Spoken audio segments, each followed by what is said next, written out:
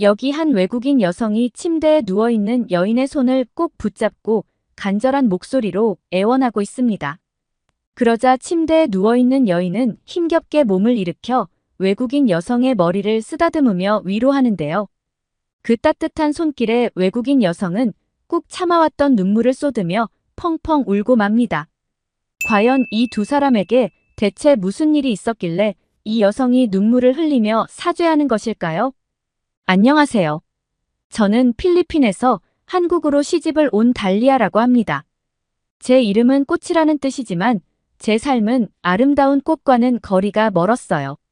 저는 필리핀에서 가장 가난한 동네에서 살았거든요. 그런데 지금은 한국에 삽니다. 한국인 남편을 만나 한국에 가게 되었고 그런 남편의 시어머니를 만나게 되면서 제 삶은 완전히 바뀌게 되었어요. 제가 살았던 필리핀은 많은 관광객들이 방문하는 나라지만 여행객들이 보는 필리핀의 잘 다듬어진 모습은 극히 일부분입니다. 아직도 수많은 필리핀 사람들이 물도 제대로 나오지 않고 비가 줄줄 새는 집에서 살고 있어요. 화장실조차 제대로 구비되지 않아서 땅을 파볼 일을 보는 사람들도 많죠. 집이라도 있으면 다행이게요. 가난한 동네에서도 가장 가난한 사람들은 집조차 없어 나무 판자를 대충 기울여 그 아래에 들어가서 삽니다. 우기가 되어 비가 쏟아지면 그대로 휩쓸려 내려가는 그런 집 같지도 않은 집이죠. 뭐 우기가 되면 저희 집도 안전하지 못합니다.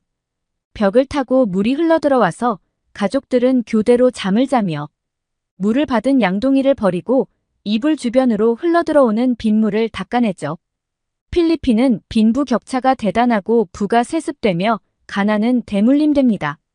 그래서 보통 가난한 사람들은 가난한 부모를 보면서 자라 자신들의 환경을 그러려니 하며 받아들이는 게 일반적인데요. 가난이 몸서리치기 싫다며 어떻게든 벗어날 것이라 말하는 저를 보며 친구들은 제게 너무 유난이라고 말하고는 했습니다. 어차피 노력해서 달라질 것도 없고 그냥 이렇게 사는 거에 익숙해지면 될 일인데 뭐 그렇게까지 하냐면서요. 이게 필리핀 빈민가의 현실입니다. 노력하지 않으니 변하는 게 없고 결국 잘 사는 사람들만 잘 살게 되는 거죠. 제가 남들과 달랐던 이유는 저희가 처음부터 못 살지는 않았기 때문입니다. 또 열심히 일을 하면 가난을 극복할 수 있다는 걸 어머니를 보며 배웠기 때문이었죠. 외할아버지는 외할머니가 막내를 임신 중이었을 때 돌아가셨고 외할머니는 막내를 낳다가 산고로 돌아가셨습니다. 10살밖에 안 됐던 어머니는 졸지의 가장이 되어 3명의 동생들을 먹여 살려야 했어요. 구걸도 하고 물건을 훔치기도 하고 빼앗기도 하고 뺏기기도 하면서 어머니는 그렇게 살아남았습니다. 그렇게 나이가 찬 어머니는 주변 사람들에게 돈 냄새 맡는 귀신이라는 별명까지 얻게 되었다고 합니다. 돈과 관련된 일에는 머리가 팽팽 돌아가서 돈을 긁어 모으셨거든요. 어머니는 그렇게 번 돈을 동생들 뒷바라지에 다 쓰셨습니다. 덕분에 이모와 삼촌은 부유한 집의 자식들처럼 여유롭게 자랄 수 있었다고 해요. 두 분 다 좋은 대학까지 나왔고 번듯한 직장을 가진 사람과 결혼까지 했다고 하죠. 부모가 없어서 결혼 반대에 부딪히기도 했지만 어머니가 폐물을 쏟아붓는 덕에 결혼에 성공할 수 있었습니다. 그런데 삼촌과 이모는 자신들을 키워준 저의 어머니에게 감사한 마음을 갖기는커녕 어떻게든 어머니의 재산을 빼앗으려 했어요. 돈만 벌 줄 알았지 배운 건 없고 어개기만 했던 어머니는 이모와 삼촌의 계략에 넘어가 모든 재산을 빼앗겼습니다. 열심히 돈을 벌어 겨우 빈민가에서 탈출했는데 사람들은 결국 그곳으로 돌아가게 된 어머니를 보며 조롱했어요. 개처럼 벌고 궁색하게 모으더니 결국 이 꼴. 난 내 꼴에 잘 살아보겠다고 욕심을 부려서 인생 망쳤네라는 말을 하면서요. 제 동생들은 어려서 이 일들을 기억하지 못하겠지만 저는 똑똑히 기억합니다. 불행은 꼭 한 번에 몰려오는 법이죠. 굶고 있는 저희를 본 아버지는 어떻게든 돈을 구해보겠다며 멀리 일을 하러 떠나셨습니다. 하지만 아버지는 그 길로 행방불명되었어요. 필리핀은 청부업자가 있을 정도로 치안이 좋지 못합니다. 차라리 아버지가 다른 곳에서 잘 먹고 잘 살고 있으면 좋겠어요. 아버지가 그런 사람들에게 걸려서 끔찍한 일을 겪었다면 그것만큼은 상상조차 하고 싶지 않습니다. 그렇게 아버지가 실종되고 저희 가족의 지옥 같은 생활이 시작되었습니다. 물이 안 나와서 양동이에 물을 퍼서 씻어야 했는데 그마저도 귀에 그 적은 물로 세수와 양치 목욕까지 해야 했어요. 가끔은 고여있던 물을 가져오는 경우도 있어서 물에서 냄새가 나는 경우도 허다했습니다. 당연히 깨끗이 씻길 리 없죠. 몸에서 냄새가 나는 건 당연했습니다. 저희 집에는 옆집과 분리되는 벽이 없었어요. 당연히 사생활 같은 건 없었고 이웃의 코 고는 소리, 싸우는 소리 때문에 일상생활도 제대로 되지 않았습니다. 사람이 밝게 자라는 것 자체가 불가능한 환경이었어요. 물론 아무것도 모르고 이게 세상의 전부인 줄 아는 동생들은 달랐지만요. 저는 이 가난에서 벗어나고자 공부를 하고 싶어 운 좋게 학교에 들어갔지만 냄새나고 더럽고 잘 먹지 못해 깡마른 저를 방해주는 사람들은 없었습니다. 어딜 가든 무시받고 괴롭힘 당하기 일쑤였죠. 더 슬펐던 것은 저를 보며 코를 막고 인상 찡그리는 사람들을 이해할 수밖에 없었던 현실이었습니다. 가족들과 살 때는 모두가 냄새가 나니 몰랐는데 학교에 와보니 여자아이들에게서는 향긋한 꽃냄새가 났고 땀을 뻘뻘 흘리는 남자아이들조차도 저보다 더 깨끗한 냄새가 났어요. 이런 저를 누가 환영해 줄 수 있을까요? 저는 결국 학업을 포기해야 했고 어머니를 도와 일을 하기 시작했습니다. 어머니가 예전과 같이 돈을 버는 능력을 가졌다면 금방 살림살이가 좋아졌을 수도 있지만 어머니는 동생들에게 배신당한 충격에 쓰러지신 적이 있었습니다. 그 이후로는 간단한 일을 하는 것도 버거워하셨어요. 그래서 제가 함께 돈을 벌어도 상황이 그렇게까지 좋아지지는 않았습니다. 그나마 깨끗한 물로 씻을 수 있게 되었다는 것 딱 그 정도네요. 그렇게 성인이 되었고 도시로 나가 여행객들이 많이 오는 식당에서 일하게 되었습니다. 임금이 훨씬 셌거든요. 그렇게 몇 개월 정도 일을 했습니다. 그러던 어느 날 밥을 먹고 가게를 나갔던 여행객이 퇴근을 하는 제 앞에 나타났어요. 저는 경계했습니다. 필리핀 여자를 가볍게 보고 접근하는 여행객들이 꽤 많았기 때문이었죠. 여행하는 동안 애인처럼 데리고 다니면서 여행을 마치면 함께 데려가겠다고 말해놓고 흔적도 없이 사라지는 사람들도 많았습니다. 그래서 저는 개인적으로 말을 걸어오는 여행객들을 무척 경계했어요. 아니나 다를까 제 앞에 나타난 여행객은 제 번호를 물어봤습니다. 저는 핸드폰도 없다고 말하며 지나쳤어요. 그런데 그 여행객은 그 다음 날에도 저를 찾아왔습니다. 솔직히 하룻밤 상대를 찾는 것이라면 이렇게까지 할 이유는 없었어요. 제가 엄청나게 예쁘거나 몸매가 좋은 것도 아닌데 저에게 이렇게까지 정성을 쏟을 이유도 없었죠. 이게 며칠씩이나 반복되니 저도 호기심이 생겼습니다. 그 사람은 여행객이 아니라 한국에서 파견 나온 직장인이었어요. 그리고 저에게 자기가 정말 이런 사람이 아닌데 첫눈에 반했다면서 그냥 지나가면 평생 후회할 것 같아 말을 걸었다고 했죠. 솔직히 한국 남자는 모든 필리핀 여자의 선망의 대상입니다. 아시아 남자들을 통틀어서 가장 호감형으로 생겼고 키도 크고 무엇보다 잘 꾸미거든요. 깨끗한 건 당연하고요. 필리핀 남자들은 깡마르고 좋지 않은 냄새가 나는데 그 사람은 달랐습니다. 또 굉장히 젠틀했어요. 가난한 나라에서 아르바이트나 하는 저에게 무척 예의 바르게 굴었습니다. 이건 아니라는 생각과 경계심이 여전했지만 저는 그 사람에게 마음이 쏠렸고 저는 6개월 동안 연애를 했어요. 제가 그 사람에게 마음을 연 결정적인 계기는 그 사람이 제가 허락할 때까지 제 몸에 손끝 하나 되지 않았다는 것이었습니다. 본인이 한국으로 돌아가기 전까지요. 제가 이 부분을 경계한다는 것을 알았던 것이죠. 그는 한국에 돌아가기 전날 저에게 한국으로 함께 가는 게 어떻겠냐 말했습니다.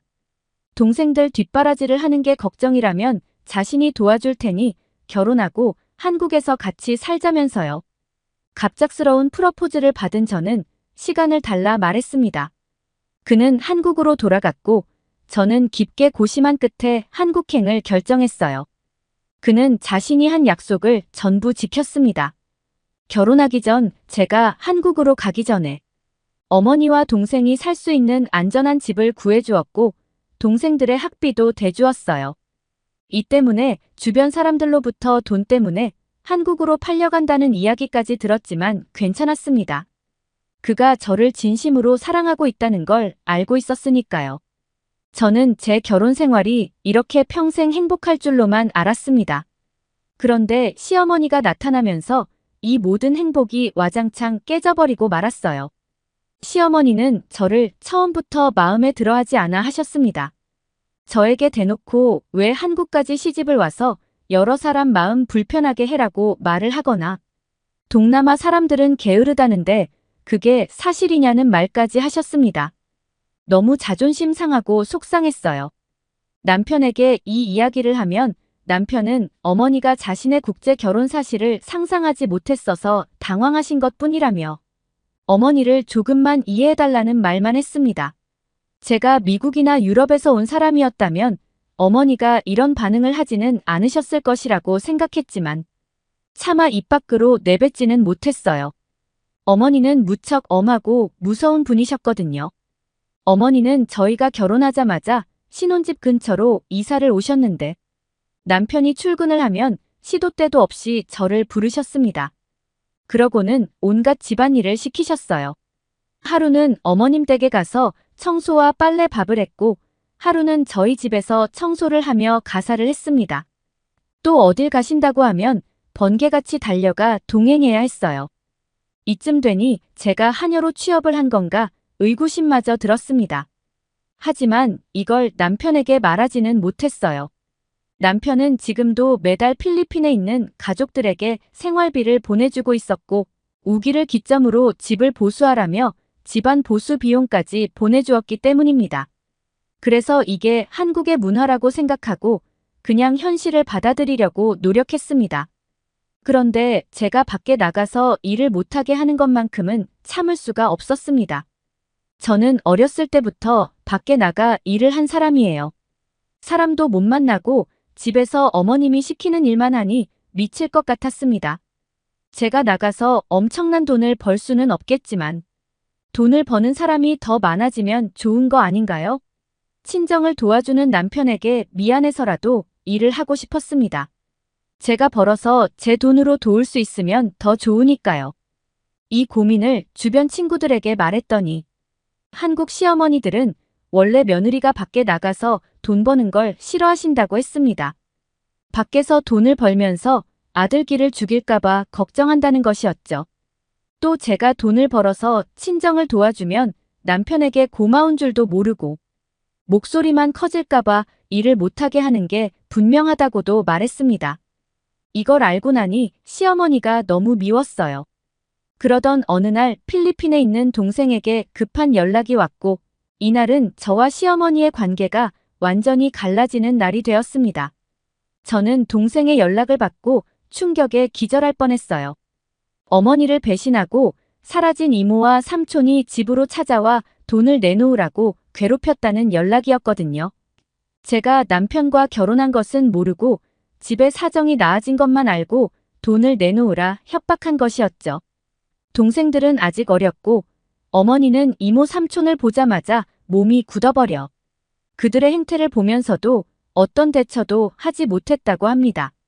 소식을 들은 남편이 필리핀에서 일하며 알게 된 현지인에게 도움을 구해 당장의 위기는 넘겼지만 언제 또 그렇게 찾아와 행패를 부릴지 모를 일이었습니다. 저는 걱정이 되어서 잠을 이룰 수 없었고 이불에 고개를 묻고 엉엉 울고 있었어요. 그런데 그때 시어머니가 제 방문을 벌컥 열고 들어오시더니 큰 목소리로 뭘 그런 거 가지고 울고 앉아 있어라며 호통을 치셨습니다. 저는 시어머니에게 처음으로 목소리를 높였습니다. 어머니에게는 별일 아닌 거일지 몰라도 저에게는 늘 애틋한 소중한 가족이고 가까이서 도와주지도 못하고 할 수 있는 게 없어 가만히 앉아만 있는 게 너무 괴롭다고 말했죠. 그런데 어머니는 제 마음에는 관심도 없다는 듯 그렇게 울 시간에 뭘 어떻게 할 수 있는지 고민이나 하라고 말씀하셨어요. 저는 어머니에게 지금 제가 뭘 할 수 있겠느냐며 또 한 번 큰 소리를 내고 말았습니다. 어머니가 방을 나가시고 서러움에 북받쳐 가슴을 치며 울었습니다. 내가 고작 이런 취급을 받으려고 이 먼 한국 땅까지 시집을 왔나? 한국의 시어머니들은 원래 며느리를 하녀 취급하고 그걸로도 모자라서 친정마저 버리라고 말하나? 저는 새벽까지 울다 까무룩 잠에 들었습니다. 그런데 해가 뜨지도 않은 어스름한 새벽 어머님이 저를 흔들어 깨우셨습니다. 또 무슨 상처를 주시려 이러시나 생각하며 잠자리에서 일어났는데 어머님이 대뜸 캐리어 하나를 주시며 짐을 챙기라고 하시더라고요. 필리핀에 갈 거라면서요. 저는 잠이 번뜩 달아나는 것을 느끼며 벌떡 일어났습니다. 어머님은 뭘 그렇게 놀라냐며 꾸물거릴 시간에 빨리 짐이나 싸라고 하셨어요. 거실에서 자던 남편도 깜짝 놀라 달려왔는데 어머님은 그런 남편에게 아들아, 내가 도무지 시간을 낼 수 없다고 하니 나라도 다녀오겠다.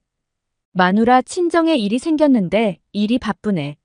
뭐네 하는 거 보니 속이 답답해서 두고 볼 수가 없다라고 말씀하셨죠.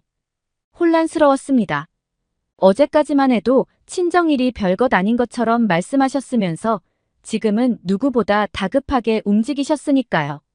저는 친정에 갈 수 있어서 다행이라는 마음과 혼란스러운 마음을 둘 다 가지고 필리핀으로 향했습니다. 집은 초토화가 되어 있었어요. 동생들은 난장판이 된 집 안에서 저를 보자마자 눈물을 흘렸고 어머니는 넋이 나가 있었습니다. 저는 염치도 없는 이모와 삼촌을 생각하며 분노했는데 저보다 분노한 사람이 있었어요. 바로 시어머니였습니다. 시어머니는 사람이 어떻게 이런 짓을 저지를 수 있냐면서 친정 어머니에게 달려가 다치신 곳은 없는지 살폈고 집안 곳곳에 흩어져 있는 물건들을 치우기 시작했습니다. 시어머니는 패닉 상태에 빠진 저와 친정 가족들 대신 온 집안을 싹싹 청소하셨어요. 제가 도와드리려고 나서자 가족들부터 챙기라며 제 도움을 극구 거절하셨죠. 그렇게 다음 날이 되고 다시 찾아올 것이라 경고했던 이모와 삼촌은 또다시 친정의 문을 두드렸습니다. 제가 나가자 그들은 매우 반가운 기색을 표하더군요. 한국으로 돌아간 제 덕에 집이 살만해졌으니 저만 잘 구슬리면 뭐라도 뜯어낼 수 있을 거라 생각했던 것 같습니다. 이모와 삼촌은 자기 자식들과 배우자를 데리고 찾아왔는데 다들 얼마나 배부르게 살았는지 살이 뒤룩뒤룩 쪘더라고요. 이런 사람들이 찾아와서 집을 뒤집어 놓았으니 어머니와 동생들의 혼이 나간 게 100번 이해됐습니다. 솔직히 저도 두려운 마음이 들었어요. 만나자마자 욕을 퍼부어 주려고 했는데 못하겠더라고요. 그들은 제가 주춤하는 게 느껴지자 이때다 싶어 달려들었습니다. 꼼짝없이 밀려 집 안으로 뒷걸음질을 치려던 그때 누군가가 저를 뒤로 낚아챘어요. 시어머니였죠. 시어머니는 저를 자신의 등 뒤로 숨기시고는 크게 소리를 치며 화를 내셨습니다. 이 사람은 누구냐며 저를 몰아붙였는데 시어머니는 저를 여전히 보호하며 내 며느리한테 신경 끄고 자기와 대화하라며 버럭버럭 화를 내셨죠. 당연히 그들은 시어머니의 한국말을 이해하지 못했겠지만 저는 그런 시어머니의 모습에 소름이 돋으면서도 좋았습니다. 시어머니가 큰 소리를 내면 항상 무섭다는 생각만 들었는데 얼마나 통쾌했는지 모릅니다.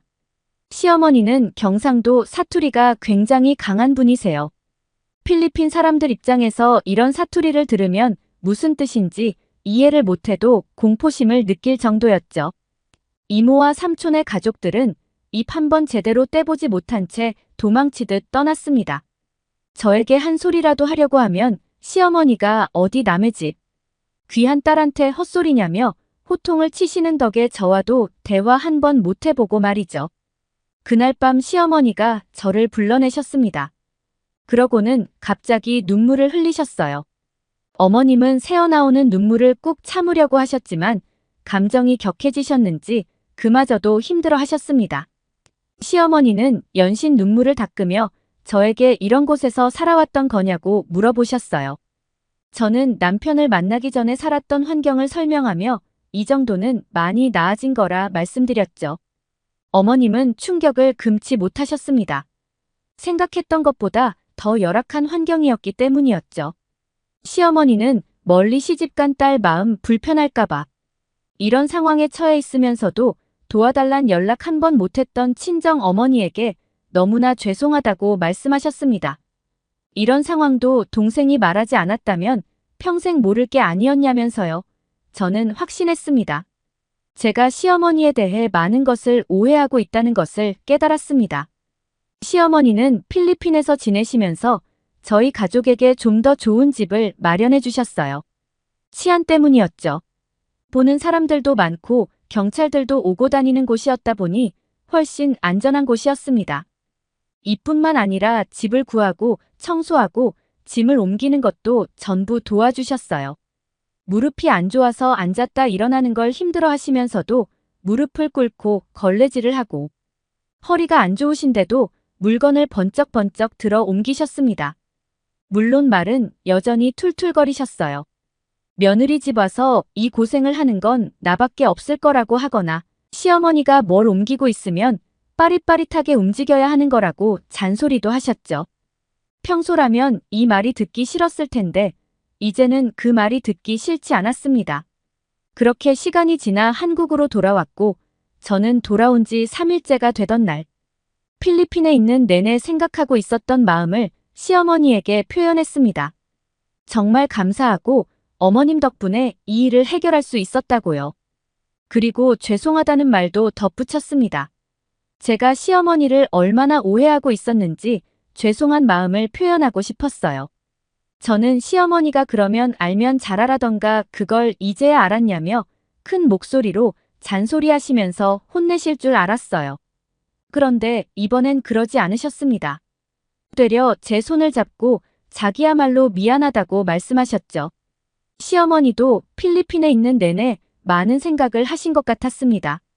시어머니는 일찍 남편을 여의고 시골에서 치열하게 살았던 분이세요. 여자 혼자 아들을 키우다 보니 점점 억척스러워졌고 예쁜 말 한마디 못하고 애정 표현도 못하는 여자로 평생을 살게 되었죠. 며느리가 생겨서 기뻤지만 며느리로서 예쁨 받아본 적도 없고 애정 표현하는 방법을 몰라 그 애정이 잘못 표현되었다고 하셨습니다. 저를 집에만 있게 한 것도 필리핀에서 고생만 했다고 하니 이젠 바깥을 그만하고 집에서 조금 쉬라는 뜻이었다고 합니다. 어머님도 밖에서 평생을 일했던 분이라 그게 얼마나 힘든지 아셨으니까요. 평생의 소원이 집에서 살림만 하는 것이었다 보니 저도 그걸 원할 거라고 생각하셨던 것이었죠. 편하게 살기를 바라면서도 집안일을 시켰던 건 저에게 최대한 많은 걸 빠르게 알려주기 위함이었다고 해요. 한국에 대해 아무것도 모르고 배울 사람도 없는 며느리였으니까요.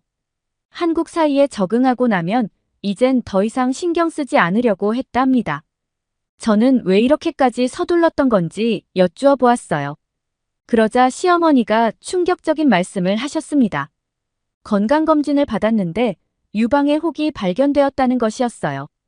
조직 검사를 했고 검사 결과를 기다리는 중이라고 하셨죠. 유방의 혹이 발견되기 전부터 건강이 점점 악화되는 것을 느끼셨던 터라 자신에게 시간이 부족했다고 생각하셨다고 합니다. 그래서 초조했던 거라고 그 과정에서 저에게 상처 준 것을 정말 후회한다고 미안하다고 말씀하셨습니다. 저는 과거에 제 행동과 생각이 부끄러워졌어요. 가만히 생각해보면 시어머니는 말투만 틱틱거렸을 뿐 행동은 조심스러우셨습니다. 맛있는 게 있다면 항상 절 데리고 가셨고 식당에 가서 맛있는 음식을 먹으면 꼭 사다 주셨죠. 옷도 사주고 머리도 해주셨습니다. 그런데 과거에 저는 이런 시어머니를 보며 내가 불쌍해서 가난하게 살다와 꾸미지도 못하는 내가 쪽팔려서 챙겨주는 것일 거라고 오해했어요. 시어머니를 제 마음대로 오해하고 나쁘게 생각한 것이 너무나 후회스러웠고 또 죄송스러웠습니다. 평생 시어머니의 마음을 오해한 채 살았을 수도 있겠다 생각하니 눈물이 나오며 괴로웠습니다. 저는 시어머니에게 무릎을 꿇었습니다. 그리고 진심으로 온 마음을 다해 사죄했어요. 그동안 제가 어떤 마음을 가지고 살았는지, 그것을 얼마나 후회하고 있는지 말이죠. 그날 저희는 서로를 껴안고 눈물을 펑펑 흘렸습니다. 그리고 그동안 쌓아왔던 모든 앙금과 미움을 눈물과 함께 흘려보냈죠. 시어머니는 유방암 수술을 하고 현재는 요양원에 계십니다. 수술을 하시기 전까지도 저에게 많은 것을 알려주셨고 많은 것을 보여주셨어요. 덕분에 저는 한국 생활에 완벽하게 적응하게 되었습니다. 그리고 지금은 뱃속에 아이도 갖게 되었죠. 필리핀 가족들도 이전보다 훨씬 나은 삶을 살고 있습니다. 이것만으로도 저는 남편과 시어머니에게 받은 게 참 많은데, 시어머니는 남편에게 항상 널 믿고 한국에 와준 아내가 의지할 곳은 너가 없다. 그러니 너가 잘해야 한다. 아내가 의지할 수 있는 남편이 되고 달리아를 행복하게 해줘라 라고 말씀하시죠. 지금도 요양원에 찾아가면 죄송하고 감사하다는 말을 하곤 합니다. 시어머니는 이제 그런 말은 그만하라고 하시지만 평생을 살아도 갚지 못할 이 은혜를 생각하면 안 하기가 어렵습니다. 저희 시어머니는 지금 많이 아프십니다. 아파 누워 계시면서도 항상 저를 보시면 밥부터 먹었는지 당신보다는 제 걱정을 먼저 해주십니다. 어머님이 부디 얼른 일어나셔서 전처럼 저에게 잔소리하시던 강한 모습을 되찾으셨으면 좋겠습니다. 안녕하세요. 저는 네팔의 카트만두에서 온 리자라고 합니다. 저는 네팔의 중심지인 수도에서 태어났지만 네팔의 가장 어두운 곳에서 태어났어요. 왜냐하면 제가 살던 곳은 카트만두의 중심지가 아닌 빈민촌이었거든요. 네팔은 카스트 제도가 폐지된 나라로 알려져 있지만 실상은 그렇지 않습니다. 제가 살던 동네는 99%가 수드라 계급이었어요. 카스트 제도의 최하위급 노예 계급이죠. 게다가 제가 살던 동네에는 인간 취급도 받지 못하는 불가촉 천민 계급까지 있었습니다. 수드라는 그래도 인간이라고 카스트 제도에 끼워주기라도 하는데 불가촉 천민들은 인간이 아니라서 카스트 제도에도 끼지 못했어요.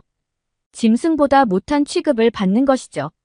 게다가 자기보다 높은 계급의 사람이 쓰던 찻잔을 만졌다고 어린아이를 해친 끔찍한 사건도 있었습니다. 이제 제가 어떤 곳에서 살았는지 조금은 감이 오시나요? 이렇게 사연을 쓰는 지금은 카스트 제도라는 신분제가 얼마나 끔찍한 풍습인지 알고 있지만 네팔에서 살 때는 이게 문제라는 생각도 못했습니다. 다 그렇게 살고 있으니까요. 높은 신분의 사람들은 볼 일도 없고 고개를 들어볼 수도 없으니 이렇게 사는 게 당연하다고 생각했습니다. 인간이라면 교육의 기회를 누려야 한다고 하는데 네팔 정부는 저같이 미천한 수드라 계급에게는 그 기회를 주고 싶어 하지 않았습니다. 그나마 다행인 점은 다른 나라에게 보여주기식으로 학교를 하나 운영했는데 제가 운 좋게 그 학교에 다닐 수 있었다는 것이었어요. 물론 그것도 초등학교 4학년이 되기 전에 학교를 그만둬야 했지만요. 저뿐만 아니라 모든 여자아이들은 일찍이 학교에서 나와야 했습니다. 시집을 갈 준비를 해야 했거든요. 중학생도 안 되는 나이에 무슨 결혼이냐 싶으시겠지만 네팔은 카스트 제도가 있는 것도 모자라서 좋은 제도까지 여전합니다. 물론 대외적으로는 조은이 금지되었죠. 하지만 저희처럼 힘없는 노예 계급은 조은을 피할 수가 없었습니다. 어릴수록 값을 많이 쳐줬기 때문에 부모들은 최대한 빨리 시집을 보내려고 했고 저는 초경을 해야 시집을 보낼 수 있다는 이유로 초경을 빠르게 만드는 이상한 약까지 먹어야 했어요. 과학적인 근거도 없고 효과도 없는 미신적인 무엇이었습니다. 저는 15살이 되던 해에 시집을 가기로 결정되었어요. 지금은 제가 한국에 살고 있는데 최근에 친구들도 많이 사귈 수 있었고 제 또래 친구들 중에 시집을 가는 친구들도 있었어요. 그래서 처음 한국에 와서 결혼식을 참석해 본 적이 있는데 신부의 부모님은 신부를 보며 눈물을 흘리시더라고요. 그 모습이 너무 이상하게 느껴졌습니다. 딸을 시집 보내면 기뻐해야 하는 게 당연하잖아요. 한국 신부들은 네팔처럼 어딘가로 팔려가는 것도 아닐 텐데 왜 저렇게 우는 건가 싶었습니다. 그러자 저와 함께 결혼식을 갔던 한국인 친구는 자식이 부모의 품을 떠나서 새로운 가정을 꾸리는 것은 기쁜 일이지만 작디 작았던 그 아이가 장성해서 결혼을 한다니 아쉬운 마음이 들어 저렇게 눈물을 흘리는 것일 거다라고 말해주었습니다. 다시 저의 지난 과거로 거슬러 올라가 보면 네팔에서는 한국과는 정반대였어요. 제 부모님은 저의 결혼이 정해지던 날 기뻐하며 술을 마셨거든요. 저와 결혼을 하겠다는 남자에게 받은 돈으로 산 술이었습니다. 평소엔 비싸서 먹지도 못하는 술을 원 없이 마셨으니 얼마나 기뻤겠어요. 네팔에서 이런 일은 흔했습니다. 부모 세대도 이렇게 살았으니 자식들도 이렇게 사는 게 당연했죠. 무엇이 옳고 그른지 교육도 받지 못하니 네팔의 현실은 앞으로도 어두울 것이고 힘 있는 자들은 자신들의 권력을 유지하고 싶어 할 테니 교육을 발전시키기 위한 노력도 하지 않을 것입니다. 이런 상황 속에서 저는 15살이 되었고 저보다 20살이나 많은 35살 남자에게 시집을 가는 날이 코앞으로 성큼 다가왔어요. 그 남자에게는 이미 2명의 아내가 있었고 저는 3번째 첩으로 들어가는 것이었습니다. 제 아버지 뻘되는 남자에게 시집을 가다니 뒤숭숭한 마음이 들었지만 모든 것을 체념하고 있는데 누군가가 조용히 제 방으로 들어왔습니다. 신부만 쓸 수 있는 방이었죠. 저를 찾아온 사람은 바로 저의 언니였어요. 언니는 지금 당장 옷을 갈아입고 밖으로 나가자고 했습니다. 당장 내일이 결혼식인데 무슨 말을 하는 거냐 물어보았더니 언니는 지금 도망가지 않으면 앞으로는 기회가 없을 것이라고 말했어요. 도망이라니 상상해 본 적도 없었던 상황이었습니다.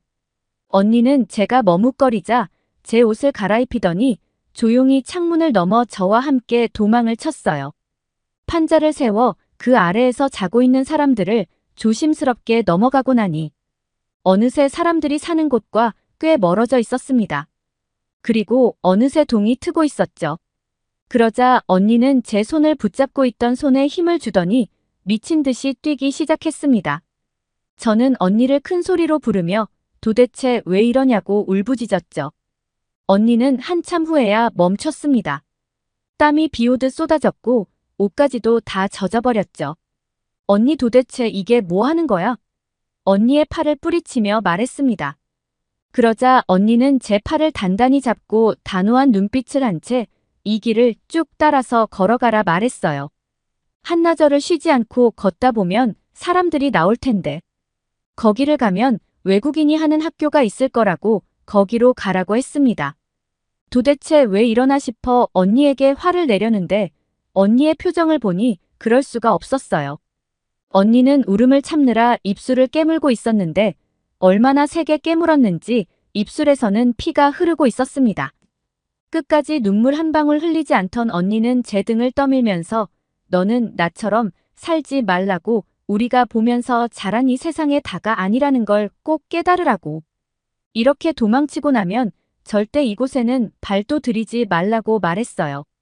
저는 언니가 걱정되었습니다. 제가 도망쳤다는 게 들통나면 언니가 무슨 꼴을 당할지 모르는 게 아니었어요. 그래서 절대 못 간다며 발버둥쳤지만 언니는 기어이 저를 떠나보냈습니다. 언니는 제가 시야에서 사라질 때까지 한참 동안 저를 바라보고 있었어요. 저는 하염없이 걸었습니다. 언니가 꼭 깨달으라 했던 세상이 무엇인지는 모르겠지만 언니의 말대로 꼭 그것을 보고야 말겠다 다짐하면서요. 점점 주변의 풍경이 달라지더니 사람들이 오고 다니는 도심이 보였습니다. 그때를 생각해보면 얼마나 걸었던지 한 발 한 발 앞으로 나가는 것도 버거웠을 만큼 힘들었던 기억이 생생합니다. 그때 어떤 사람이 제 옆으로 다가왔어요. 저는 그 사람의 얼굴을 볼 생각도 못하고 그 앞에 무릎을 꿇고 엎드렸습니다. 그리고 애원했어요. 제발 살려달라고 조그마한 은혜라도 베풀어 주신다면 시키는 일은 무엇이라도 하겠다면서요. 하지만 그 사람의 대답은 듣지 못했습니다. 탈진 상태였기 때문에 곧장 쓰러져 버렸거든요. 제가 눈을 뜬 곳은 누군가의 가정집이었습니다. 제가 신음소리를 내자 누군가가 들어왔는데 저는 그 사람을 보고 깜짝 놀랐습니다. 네팔 사람이 아니었거든요. 알고 보니 제가 발 아래 엎드려서 애원한 사람이 바로 이 외국인이었습니다. 외국 사람을 본 적이 없었던 저는 눈알만 대굴대굴 굴리고 있었는데 그 사람은 유창한 네팔어로 말을 걸어왔습니다. 자기는 한국이라는 나라에서 온 사람인데 네팔에서 여자 아이들을 위한 학교를 운영하고 있다고 하더라고요. 그때 만난 한국인 선생님으로 인해서 지금은 한국에서 살게 된 계기가 되었기도 했었어요. 한국인 선생님은 저의 사정을 알고는 저를 학교에서 함께 하자고 하셨지만 저는 학교에 다닐 돈이 없다고 말했습니다. 그러자 그 한국인은 그런 걱정하기 전에 우선 씻고 밥부터 먹는 게 어떻겠냐고 제안했어요. 저는 염치도 없이 배부르게 밥을 먹고 씻기까지 했습니다. 게다가 그 사람이 준 옷으로 갈아입기까지 했죠. 그 옷은 제가 평생 입은 옷 중에서 가장 좋은 옷이었습니다. 결혼 준비를 하며 입었던 신부 옷보다도 훨씬 좋았어요. 알고 보니 그 학교에는 저 같은 아이들이 많았습니다. 팔려갔다가 구출되어서 온 아이, 저처럼 결혼이 하기 싫어서 도망쳐온 아이, 부모를 잃고 방황하던 중에 들어온 아이 등등 기구한 사연을 가진 아이들이 많았습니다. 하지만 그곳은 무엇이 그리 재미있는지 한국인 선생님이 세운 학교에서 공부도 하고 행복한 시간을 보내고 있었고 저 또한 그렇게 적응했습니다. 그러던 어느 날 아침 학교가 평소와 달리 부산스러웠습니다. 선생님 한 분은 몰려있는 아이들을 건물 안으로 들여보내고 있었고 다른 선생님은 정문 앞에서 경찰들과 대화를 나누고 있었어요. 경찰이 오는 일은 꽤 흔했습니다. 웬 외국인들이 들어와서는 하층민네들을 걷어다 교육을 시킨다고 하니 별것도 아닌 걸로 신고하는 일들이 잦았거든요. 또 그런 일들이 빈번하게 종종 있다 보니까 그러려니 하고 대수롭지 않게 생각하는 게 일반적이었어요. 그때도 그랬죠. 별 생각 없이 공부를 하는데 선생님이 저를 부르시더니 목걸이 하나를 보여주셨습니다. 전 그 목걸이를 보자마자 뒤로 넘어갈 뻔했어요. 그 목걸이는 제 언니의 것이었거든요. 제가 떨리는 목소리로 이게 어디서 났냐 물으니 선생님은 오늘 누군가가 학교 앞에 쓰러져 있었는데 그것이 저와 똑같아서 보여준 거라고 하셨어요. 나중에 확인해 보니 그 사람은 제 언니가 맞았습니다. 당시 언니의 상태를 자세히 말씀드리지는 못하겠지만 언니는 살기 위해 그곳까지 찾아온 게 분명했어요. 가끔 언니가 생각나곤 합니다. 지금 전 한국에서 이렇게 잘 지내는데 언니랑 함께였으면 얼마나 좋았을까 하는 생각이 불현듯 날 때가 많이 있습니다. 옛 기억을 더듬으며 글을 쓰면서도 언니가 너무 보고 싶습니다. 저는 그렇게 언니를 보내주었습니다. 한동안은 밖으로 나오지도 못했어요. 언니가 쓰러져 있었던 그곳을 바라보기만 하면 눈물이 쏟아져 숨도 쉴 수 없었죠. 제가 너무 힘들어하니까 보다 못한 선생님께서는 네팔에 있는 다른 곳으로 저를 보내셨습니다. 다른 한국인이 운영하는 학교였죠. 조금 다른 점이 있다면 기술을 배우는데 좀 더 초점을 둔 곳이었어요. 그렇게 1년 정도가 지났을 때 첫 번째 학교에 선생님이 찾아오셨습니다. 지금 있는 곳에 원장님이 말씀하시길 저를 더 좋은 곳에서 교육을 시키고 싶은데 이곳은 직업교육에 초점을 맞추고 있어 제게 더 나은 교육을 해주기가 어렵다고 하셨다 해요. 그렇다고 첫 번째 학교로 갈 수는 없는 노릇이었습니다.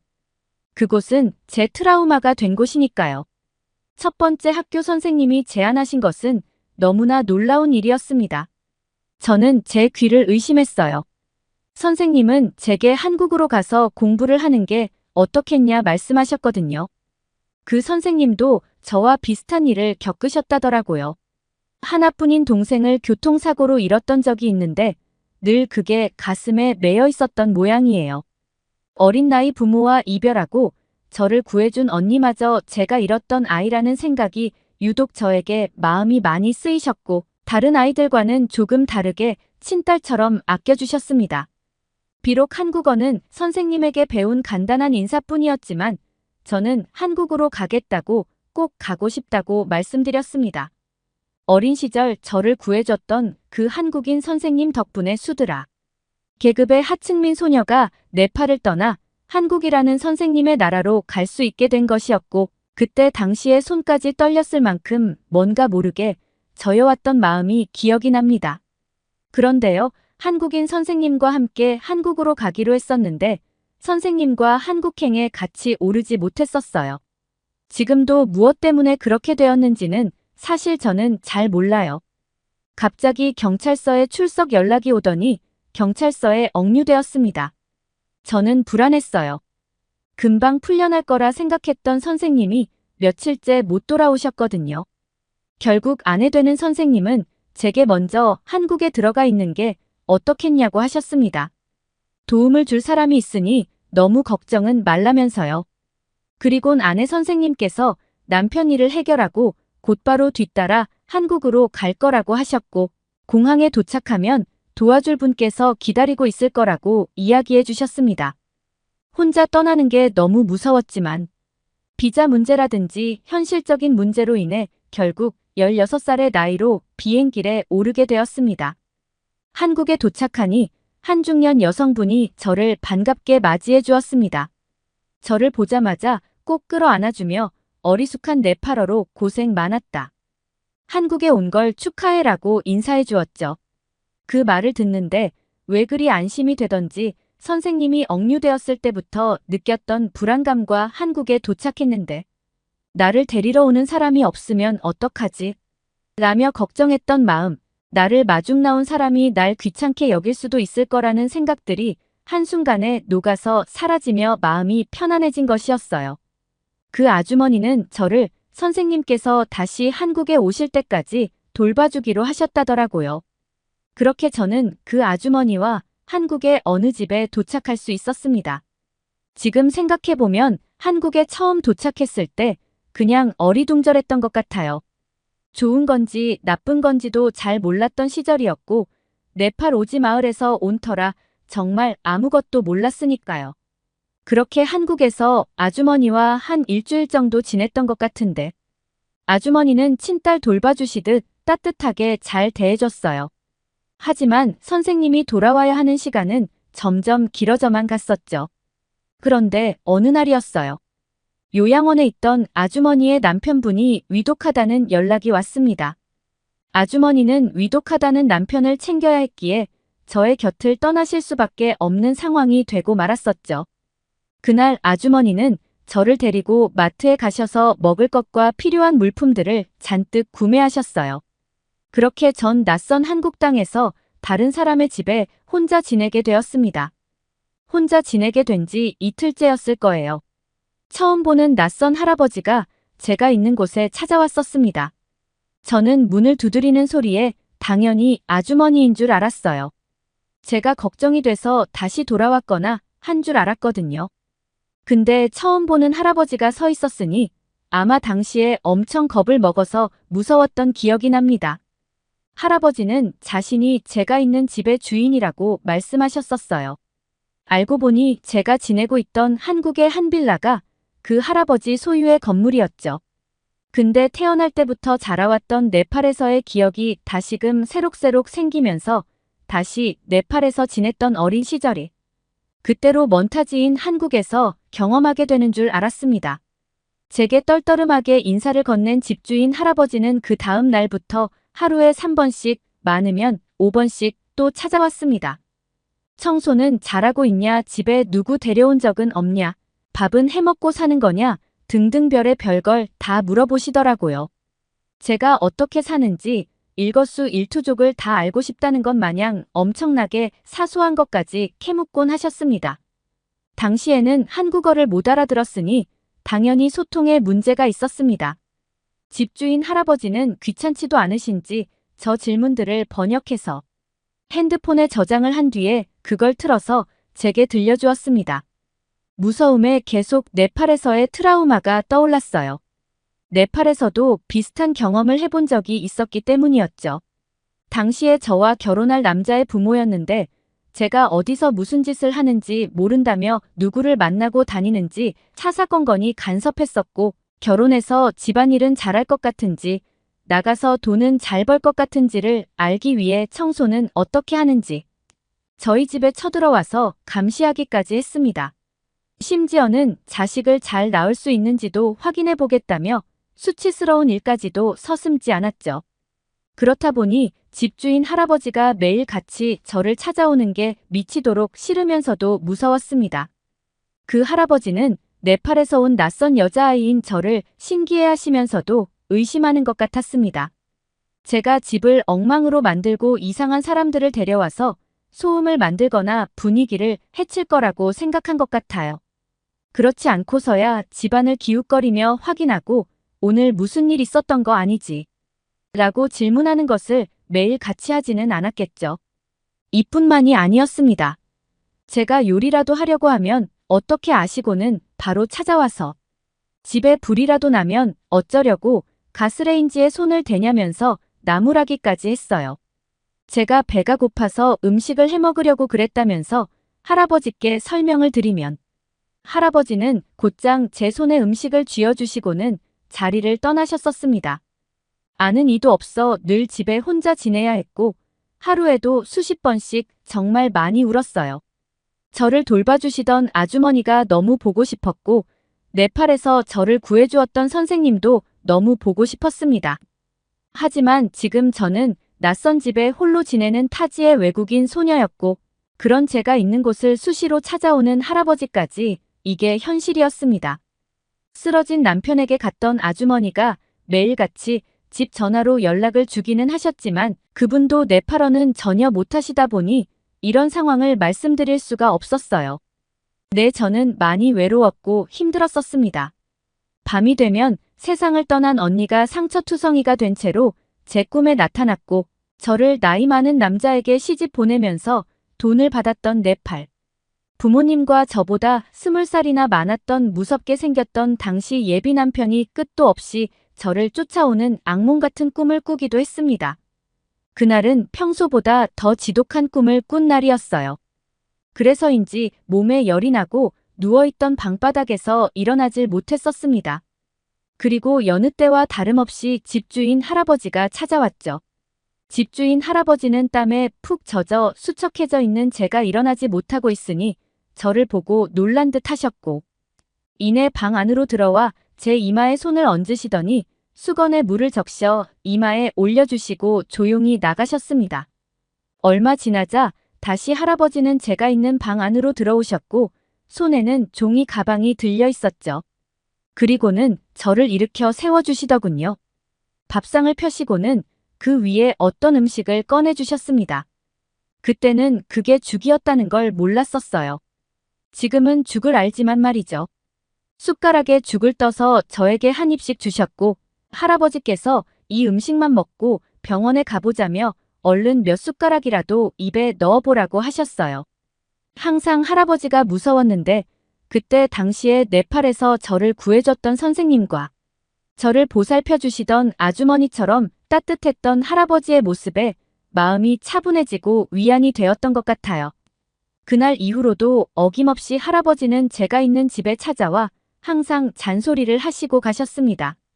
청소도 잘하고 다른 사람도 들이지 말고 분리수거 같은 것도 철저히 해야 한다고 했어요. 그러고는 집 상태도 안 좋아 보이니 본인이 집에 들어가서 확인도 좀 하고 치울 건 좀 치워주겠다며 가끔 도와주시기도 했습니다. 그렇게 많은 시간을 그 낯선 한국인 할아버지의 관심을 받으면서 지낼 수 있었어요. 지금 와서 생각해보면 16네팔 소녀 때부터 만났던 한국인 분들은 하나같이 도움을 주었으면 주었지 저를 이용하려거나 저에게 해를 끼치려는 분들은 만나지 못했던 것 같아요. 할아버지와도 함께 얼굴을 마주하며 보내는 시간들이 길어지니 그 무서웠던 한국인 할아버지와도 가까워져서 가끔 제가 어수룩한 한국말로 농담이라도 건네면 할아버지는 항상 이놈의 자식이 이라면서 제 머리를 꽁하고 쥐어박으셨었던 기억도 납니다. 한국말도 할아버지가 자기 아들 가르칠 때 썼던 공부책이라면서 가져오셔서는 알려주시고는 했었어요. 할아버지 덕분에 한국어도 많이 배울 수 있었고 말이죠. 하루는 제가 할아버지께 왜 한국 사람들은 낯선 사람들을 잘 도와주는 건지 물어봤던 적이 있어요. 그도 그럴 것이 전 항상 한국 분들의 도움만 받으면서 지내왔으니까요. 그러자 할아버지는 이웃이 어떻게 살고 있는지 관심을 가지고 도움을 주는 건 당연한 것이라고 했습니다. 그러면서 한국의 이웃 사촌이라는 개념을 알려주었어요. 사촌은 피를 나눈 사람들에게만 쓰는 단어인데 가까이 사는 사람마저도 피를 나눈 가족처럼 생각한다는 뜻으로 이웃 사촌이라는 말을 사용한다는 것이었죠. 그러니까 집주인 할아버지께서는 저를 가족처럼 여기고 있었던 것이었습니다. 할아버지의 진짜 마음을 알고 나니 이 세상에 혼자 남은 것처럼 느껴져 외롭고 무서웠던 마음이 편해지는 것을 느꼈습니다. 그날 이후로 할아버지와 함께 한국의 전통시장도 돌아다니고 맛있는 게 길에서 팔거나 하면 항상 할아버지는 저에게 음식을 사 먹이시곤 했었습니다. 할아버지도 제가 많이 이제는 가깝게 생각하셨는지 어딜 가시든 저를 데리고 다니셨어요. 그러면서 물건을 사는 법, 돈을 세는 방법, 꼭 필요한 생필품들을 알려주시고 고향이 그리울 때면 해먹을 수 있게 네팔 음식을 사는 거나 재료를 구할 수 있는 상점을 알아봐 주시기도 하셨죠. 그러던 어느 날 저는 정말 믿기 힘든 순간을 만나게 되었었는데요. 네팔에 억류되었던 선생님이 한국에 귀국하시면서 제가 있던 집으로 한국인 선생님과 아내 선생님께서 오신 것이었어요. 저는 한국인 선생님의 얼굴을 보자마자 뛰어가 안겨 펑펑 울었었습니다. 한국인 선생님께서도 그런 저를 꼭 껴안아 주시면서 혼자 고생 많이 했다면서 이제는 괜찮다며 저를 토닥여 주셨습니다. 그런데 제가 정말 믿기 힘들어했던 순간은 그때가 아니었습니다. 한국인 선생님과 만나 펑펑 울고 있던 그때 집으로 그 집주인 할아버지가 들어오셨던 거예요. 너무 놀랐던 게 한국인 선생님께서 그 할아버지를 보시고는 아버지라고 부르시는 게 아니겠어요? 네, 맞아요. 알고 봤더니 그 할아버지는 한국인 선생님의 아버지였던 거였죠. 할아버지도 선생님에게 연락을 받고 제가 누구인지 어디서 온 건지 어떤 상황인지 알고는 계셨다고 합니다. 아주머니가 돌봐주실 때는 큰 걱정을 하지 않으셨다가 아주머니가 집을 비워야 하는 상황이 되니까 혼자 있을 제가 걱정되셨다고 해요. 하지만 다 늙은 할아버지가 뜬금없이 나타나 뭘 해주기도 그렇고 해서 할아버지도 저를 찾아오실 때마다 속으로는 굉장히 조심스러우셨다고 합니다. 지금 저는 한 해만 더 있으면 30대에 접어듭니다. 네팔에서 온 낯선 소녀를 지켜주셨던 우리 할아버지는 지금 세상을 떠나 하늘나라에 계십니다. 늘 할아버지가 보고 싶을 때면 한국인 선생님 아니죠. 저희 아버지와 함께 할아버지가 계신 추모 공원에 인사를 드리러 갑니다. 네팔에서 저를 구해주셨던 한국인 선생님과 아내 선생님께서는 지금 저희 아버지와 어머니가 되어주셨어요. 할아버지가 세상을 떠나시기 전까지 얼마나 행복한 삶을 살았는지 모릅니다. 할아버지도 생전 없을 거라고 여겼던 손주 딸이 생겼다면서 항상 시장에서 옛날 과자를 사셔서 몰래 주시곤 했었는데 그 모습을 지금 어머니에게 들키는 날이면 항상 엄마에게 혼이 나시기도 했었어요. 왜 그렇게 단 걸 애한테 주냐면서요. 그런데 그러시면서도 항상 우리 할아버지는 달고 맛있는 게 생기시면 늘 저에게 가져다 주시곤 했었습니다. 엄마한테 들켜 할아버지와 제가 혼이 날 때면 할아버지와 저는 손잡고 엄마를 피해 도망가면서 배꼽이 빠져라 웃었던 기억들도 제 머릿속에 고스란히 남아 있습니다. 네, 오늘 사연은 일단 여기까지고요. 네팔 소녀리자 씨가 할아버지에게 보내는 짧은 음성 메시지도 함께 보내주셨어요. 할아버지 항상 저를 위해 많은 것을 주셔서 감사합니다. 하늘에서 언제나 지켜보고 있는 거죠. 오늘따라 할아버지가 많이 보고 싶어요. 거기서도 늘 아프지 말고 항상 행복해야 해요. 알았죠?